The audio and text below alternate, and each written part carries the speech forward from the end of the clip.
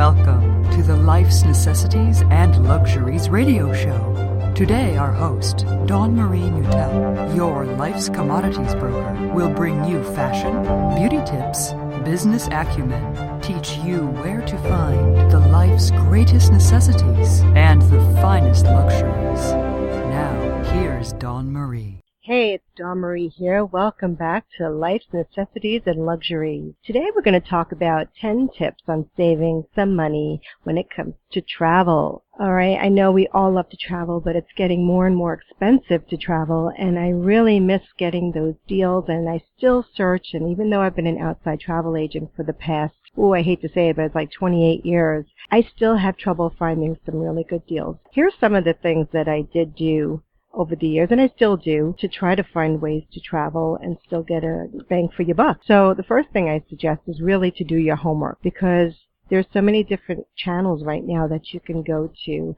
I like using smartertravel.com, and they send me like weekly last-minute fares and stuff like that. And Cheapo Air is also another great one, which you can compare a bunch of airfares at the same time. But also sign up for your local airline that you like to use, where you can see what their weekly specials are, stay in the know. And even sometimes changing airports from one location. Let's say you're going to fly into New York, but JFK, LaGuardia, and Newark are all booked up. You could also think about maybe going to Long Island or maybe upstate New York and flying in there, or even Hartford, Connecticut, where you could just pick up a car and drive an hour and a half, 2 hours, and still be back in the city. And now you have a car also, so you can get around to wherever you're going. But it's just a way to find cheaper flights that can get you from point A to point B and still make it out there. The other thing I like to do, number 2, is to really look for off-season savings. Try not to travel during peak times. I'm sure you've heard that before, but that's like really imperative. If you have any kind of flexibility with your time, that's a beautiful thing, because let's say instead of flying out on a weekend, you would fly out on a Tuesday,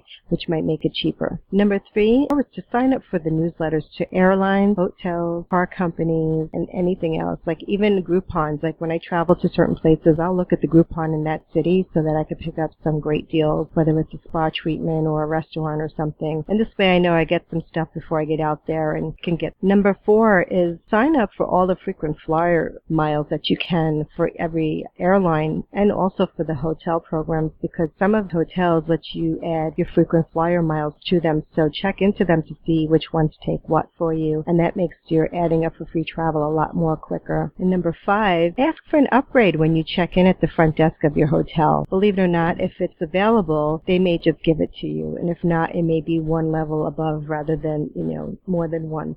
But you don't know until you ask. And I've had a lot of luck that way, where I've gotten some really great rooms just because I asked and they had it available. Number 6, when you book your car rentals, always ask them for promo rates, because they won't tell you them unless you sometimes ask. So always double check that. But for 7 is use your credit cards that have frequent flyer miles. I used to have one with American Airlines Citibank, and it was great because every dollar I spent was a mile for my frequent flyer miles. So even if you have American Express, double check all your credit cards to see if any of them can be affiliated for frequent flyer miles. Number 8, make sure you pick up the local papers when you get to your destination, because that's going to give you like the hot spots and all the specials that are going on in the area that you may not be aware of, and just the little ins and outs of the places that you might need. So that's really a great way to stay in touch with what's happening where you go. And always ask people who work at the restaurants, like where they go to eat. Not where to go to eat, but where do they go to eat, because they'll know the places that have the best deals in their town. Number 9, think about a cruise from your local port if it's available. You'd be surprised how many come out and how much money you can save on incidentals and room charges over a week's time. The hardest part about the cruises, obviously, is the drinks on board. They only let you bring a bottle of wine. If you're there for a week, it can get you hit pretty hard. So think about, I've gone on a 5-day cruise for like $300 and something out of Tampa, and went to Mexico, and it was great. I felt like it was really a great way to skip town and not have to worry about driving or anything covered. It was pretty cool. Number 10, open up a travel club fund. Okay, some banks still do that.